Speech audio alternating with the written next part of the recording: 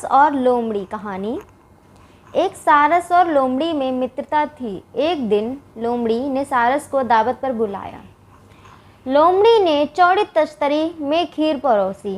ये लोमड़ी है, ये थाली में खाती तो इसने थाली में परोस दी, लेकिन जो सारस है इसकी चोंच तो लंबी होती है तो ये थाली में खा नहीं सकता। दोनों साथ खाने बैठ गए। लोमड़ी लप लप करके सारी खीर चाट गई। सारस लंबी चोंच के कारण कुछ ना खा सका। उसने बदला लेने का मन बनाया। अगले दिन सारस ने लोमड़ी को खाने पर बुलाया। लोमड़ी के आने पर सारस ने 2 सुराही में गन्ने का रस भर दिया।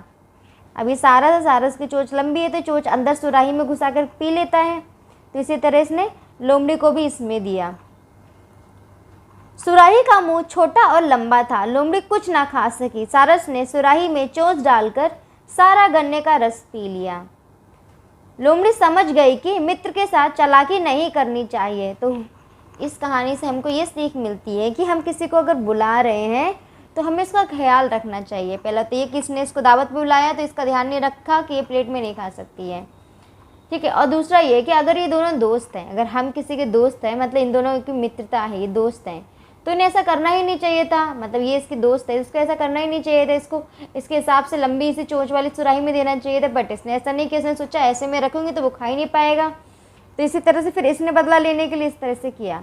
तो हम मित्र हों या मित्र नहीं भी हों, ठीक है, तो हमें किसी के साथ चालाकी नहीं करनी चाहिए। हमें अच्छे से